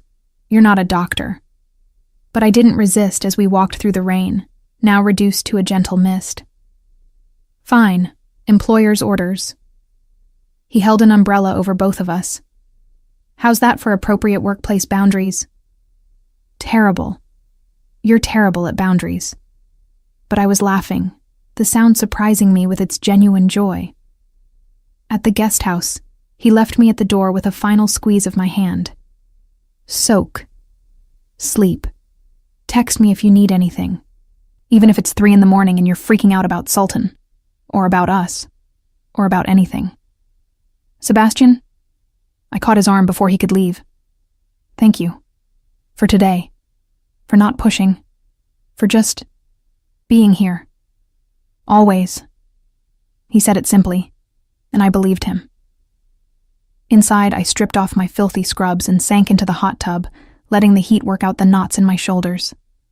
Steam rose around me, creating a cocoon of warmth and peace. My phone sat within reach, showing a text from Sebastian. "Sultan's still stable. Patricia says he's resting comfortably. You did good today, Doc." I typed back, "We all did good today." His response came immediately. "You made it possible. Sleep well, Riley." I stared at the screen, at those simple words that somehow felt like everything. Then I typed something I hadn't planned to say, something that terrified me with its honesty. "I'm glad you're here. I'm glad you stayed." 3 dots appeared, showing he was typing. Then, "I'm not going anywhere. Not ever, if you'll let me." I fell asleep that night, in an unfamiliar bed in a life I'd never imagined, with my phone clutched to my chest and a smile on my face. And for the first time since Marcus's betrayal, I felt something dangerous and wonderful blooming in my chest. Hope. 6 months transformed everything. I stood in the main surgical suite, expanded now to include dedicated equine, avian, and reptile operating rooms, and watched my team work with the precision of a symphony orchestra. We'd just completed a complex wing reconstruction on a rescued bald eagle, and the bird was recovering beautifully under James's careful monitoring. "Dr. Thorne?" My assistant poked her head through the door. "Your 3 o'clock is here. The collector from Dubai with the snow leopard cub." "Give me 5 minutes." I stripped off my surgical gloves and scrubbed up, catching my reflection in the polished steel sink. I looked different than I had 6 months ago. Healthier, less exhausted, almost happy. Regular meals and actual sleep schedules had added back the weight I'd lost after Marcus's betrayal. My hair, usually yanked into a hasty ponytail, was styled into something presentable. I even wore mascara occasionally, though Sebastian swore he couldn't tell the difference. Sebastian. Thinking his name still made my pulse quicken, even after months of what were we, exactly? Dating felt too casual for what we'd become. Partners implied business. Lovers suggested something purely physical. We were us. Complicated, intense, occasionally infuriating, and somehow working. The Dubai collector was everything I'd expected: wealthy, demanding, and genuinely concerned about his exotic pet. The snow leopard cub had a congenital heart defect requiring surgery that no other veterinarian in the Western Hemisphere would attempt. I've consulted with specialists at 3 universities, I explained, showing him the imaging results on my tablet. The procedure is experimental, high risk, but gives her a 60% chance at normal life expectancy. Without surgery, she'll be dead within a year. And you've done this before? He studied the scans with intelligent eyes. On smaller cats, yes. Never on a snow leopard. But the anatomy is similar, and I've been preparing for months. I met his gaze directly. I can't promise success. I can promise that she'll receive the best care possible. He was quiet for a long moment, then nodded. Proceed. Money is no object. I want her to have every chance. After he left, I found Sebastian in his office, reviewing architectural plans for the newest hotel property. He looked up as I entered, his expression shifting from business intensity to something softer. How'd it go with the Dubai client? He pushed the plans aside, giving me his full attention. Surgery scheduled for next Tuesday. James is reaching out to the cardiac specialists at Cornell for consultation. I collapsed into the chair across from his desk. It's going to be intense. You'll be brilliant. He said it with such certainty that I almost believed him. You always are. Flatterer. But I was smiling. What are you working on? The Singapore property. He turned the laptop to show me renderings of a stunning hotel complex. I'm adding a bird sanctuary as part of the public gardens. Wanted your input on species selection and habitat design. I leaned forward, studying the plans with growing excitement. This was how we worked now, his business ventures incorporating my expertise, my medical practice supported by his resources. True partnership, the kind I'd never found with Marcus or anyone else. You need native species primarily, but a few exotic elements for wow factor. I pointed to various sections. Indonesian hornbills here. They're stunning and do well in aviaries. Maybe some smaller parrots here for color. And this area could be a butterfly garden. Guests love interactive experiences. Perfect. He made notes, his hand brushing mine as we both reached for the tablet. The contact sent familiar electricity through my system, and from his slight smile, he felt it too. Dinner tonight? He asked, casual in a way that no longer fooled me. Sebastian's casual was carefully calculated to give me space to refuse without pressure. Can't. I have that lecture at Yale. Advanced Techniques in Exotic Animal Surgery. I'd been teaching one class per semester, at Sebastian's gentle insistence that I shouldn't keep all my knowledge locked away. But tomorrow? Tomorrow I'm in Boston reviewing the waterfront property renovations. He checked his calendar. Thursday, I'm supervising the installation of the new MRI machine. We'd been playing this game for 2 weeks, both so busy that coordinating schedules required strategic planning. This is ridiculous. I laughed despite myself. We live on the same estate and haven't had a real date in 3 weeks. I know. He stood, circling the desk to pull me up into a kiss that made my toes curl. Which is why I'm declaring Friday evening mandatory. Oh, really? I raised an eyebrow. You're declaring it? I'm strongly suggesting it with extreme persuasion. He corrected, his hand settling on my waist. Dinner, just us, no phones, no business discussions. Actual date where we remember why we like each other. I never forget why I like you. The admission came easier now than it had months ago. But okay. Friday. Mandatory date night. Good. He kissed me again, slower this time, deep enough to make me forget I was supposed to be preparing for a lecture. Now go wow those Yale students with your brilliance. The lecture went well. A room full of veterinary students hanging on every word as I described complex surgical procedures most of them would never attempt. During the Q&A, a young woman in the back raised her hand. "Dr. Thorne, I have to ask, what's it like working with the Cross organization? Everyone says you sold out, that you're just his vanity project." The question should have stung. Months ago, it would have devastated me. Now I just smiled. I could tell you about the $1 million surgical suite, or the unlimited research budget, or the fact that I'm performing procedures that advance the entire field of exotic veterinary medicine. I met her challenging gaze directly, but what matters is this. I save more lives now than I ever could have in private practice. I have resources to take on cases other vets turn away. And yes, I work for someone who values animal welfare enough to invest ridiculous amounts of money in it. If that's selling out, then I'm guilty. After the lecture, several students approached me privately. 2 asked about internship opportunities. One, an older student, probably ex-military based on his bearing, hung back until the others left. "Dr. Thorne, I'm Mike Chen, Patricia's nephew. She told me to look you up." He handed me a business card. "I'm finishing my DVM next year, specializing in exotic animals. If you're looking for associates, we're always looking for good people." I pocketed the card. "Send me your CV and references. We'll talk." Driving back to Crossroads Manor, I reflected on how normal this had all become. The estate that had seemed like a prison 6 months ago now felt like home. The man I'd been terrified to trust now felt like my partner in every sense that mattered. The career I'd thought destroyed had transformed into something bigger than I'd ever imagined. Sultan met me at the stable entrance, fully recovered and gleaming with health. He nuzzled my shoulder, searching for the carrots I usually carried.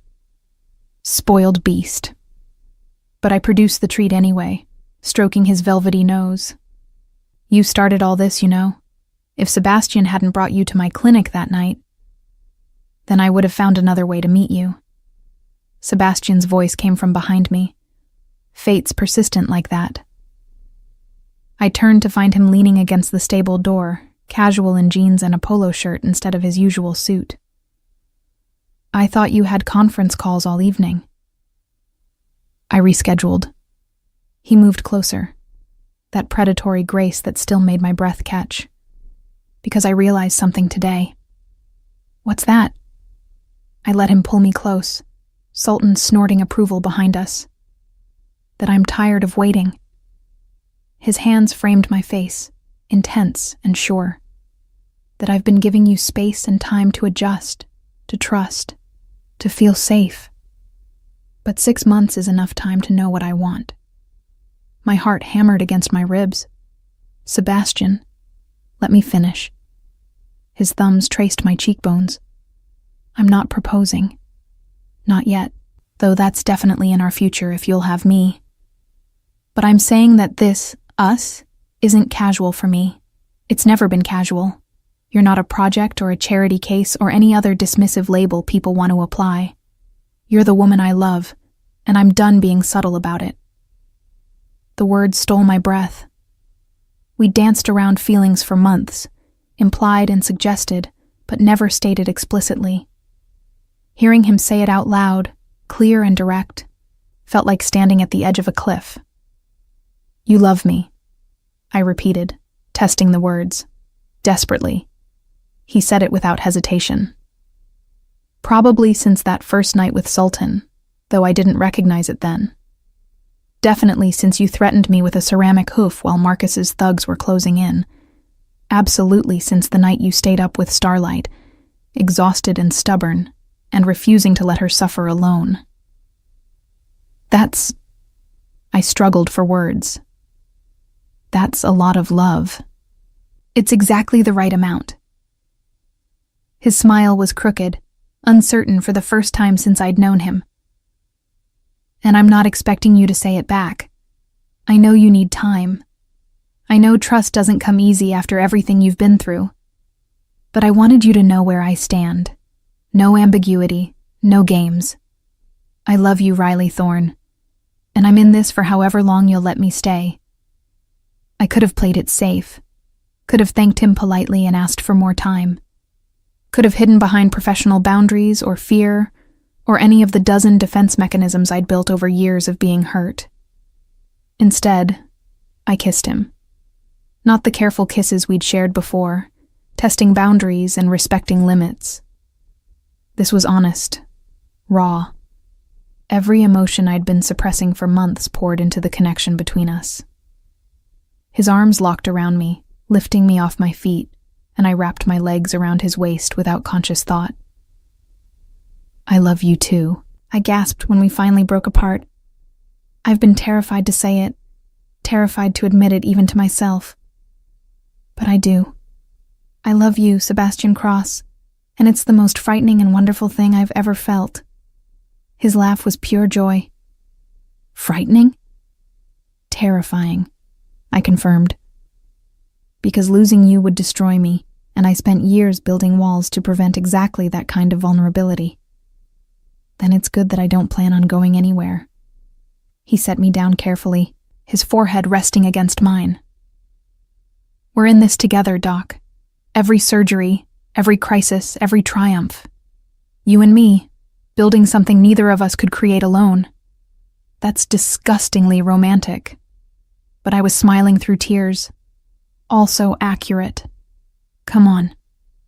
He took my hand, lacing our fingers together. I may have rescheduled those calls, but I definitely planned something better. He led me not to the main house, but to a section of the estate I rarely visited. The original carriage house, the one that predated even the hospital renovation. Inside, he'd created something out of a fantasy. Candles lit the space, hundreds of them, casting warm light over a table set for two. Not the formal dining room or even the casual space we usually used, but something intimate and private. The walls were hung with photos, candid shots I hadn't known existed. Me performing surgery, me laughing with animals, me asleep in the stable that first night with Starlight. You've been documenting us, I realized, studying the images. I wanted to remember. He pulled out my chair. Every moment you've been here has been worth remembering, even the difficult ones, especially the difficult ones. They're all part of our story. Dinner was simple, pasta, salad, wine, but the intimacy of the setting made it perfect. We talked about everything and nothing, the conversation flowing easily between serious and silly. He told me about his grandfather's impossible expectations, the pressure to maintain a legacy he'd never asked for. I told him about my mother's disappointment when I chose exotic animals over conventional practice, the weight of family disapproval I'd carried for years. They thought I was being deliberately difficult. I twirled pasta around my fork, choosing the hardest path just to prove I could. They never understood that this is who I am, someone who cares about the animals nobody else wants to treat. Then they're fools. Sebastian's declaration was matter of fact. Your mother should be proud she raised someone with the integrity to follow her passion despite criticism. Your father should celebrate having a daughter brilliant enough to pioneer new surgical techniques, and if they can't see that, it's their loss entirely. When did you become wise? I teased, but his words healed something I hadn't known still hurt. Since you started forcing me to examine my assumptions about everything. He refilled my wine glass. You're inconvenient that way, Dr. Thorne, making me question my priorities and realize that empire building isn't nearly as satisfying as watching you save a life. After dinner, we danced. No music, just the sound of rain starting against the roof and our own heartbeats. His arms were solid around me, and I let myself fully relax for what felt like the first time in my adult life. I want to show you something, Sebastian said eventually, pulling back just far enough to meet my eyes. A surprise I've been planning for months. He led me outside, through the rain to a part of the estate I'd never explored, a wooded section near the property boundary. Through the trees, I saw lights and heard construction sounds that seemed wrong for the late hour. What is this? I followed him down a newly paved path, Your wedding present. He said it casually, as if that statement didn't make my heart nearly stop. Though I suppose I'm getting ahead of myself with that assumption. Sebastian, just look first. He pushed aside some branches, revealing a clearing where a building was taking shape. Not finished yet, but far enough along to show its purpose. A rehabilitation center, specifically designed for exotic wildlife, with massive enclosures visible even in the partial construction. A hospital wing for medical care, outdoor habitats for recovery, space for education and research. I don't understand. I stared at the structure, my mind struggling to process the scope.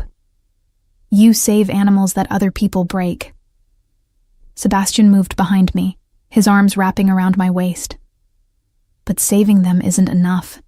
They need somewhere to recover, to relearn how to be wild, to have a second chance. This is that place. This must cost millions. The scale of it was overwhelming. Tens of millions by the time it's finished. He agreed easily. Money I'd rather spend on this than another hotel property or investment portfolio. Money that means nothing compared to watching you light up when you describe your vision for wildlife conservation. I turned in his arms, studying his face. You're really doing this? Building me a rehabilitation center? I'm building us a rehabilitation center, he corrected. I handle the business and funding. You provide medical expertise and direction. Together we create something that actually matters. Something that saves species and advances conservation and gives animals hope when they have none. You're insane. But I was crying again, overwhelmed by the enormity of his gesture. Beautifully, generously insane. I prefer ambitious. He wiped away my tears with his thumb, and in love with a woman who deserves every resource I can provide to pursue her passion. So, yes, Riley. I'm building you a wildlife rehabilitation center and a research laboratory, and whatever else you need to change the world one animal at a time. I kissed him again, there in the rain with our half-built future rising behind us. Kissed him until we were both breathless and soaked and laughing at the absurdity of it all. When? I asked finally. When did you plan all this? Started the day after you agreed to stay, he admitted. I knew then that you were going to revolutionize exotic animal medicine. I wanted to give you the platform to do it properly. You're too much. But I was smiling. Too generous, too intense, too everything. Too much in love with you to do anything halfway. He took my hand, threading our fingers together. So that's my confession, Dr. Thorne. I've been planning our future since the beginning, hoping you'd want it too. Hoping you'd eventually trust me enough to build it together. I want it. The admission felt like the final wall crumbling. All of it. The center, the partnership, the future. You. Then you have me, he said simply. All of me. For as long as you'll take me. We walked back to the main house together, soaked and muddy and ridiculously happy. Margaret met us at the door with towels and a knowing smile. The guest house hot tub is prepared, she informed us primly, along with champagne and those chocolates Dr. Thorne likes. I took the liberty of assuming you'd both need warming up. You're wonderful, Margaret. I impulsively hugged her, something I'd never done before. Thank you. You're quite welcome, Dr. Thorne. But she was smiling as she ushered us toward the guest house. Mr. Cross is significantly more pleasant when you're around. That alone deserves my full support. Later, in the hot tub with champagne and chocolate and Sebastian's arms around me, I realized something fundamental had shifted. I'd spent years afraid of depending on anyone, convinced that trust inevitably led to betrayal. But Sebastian had proven different.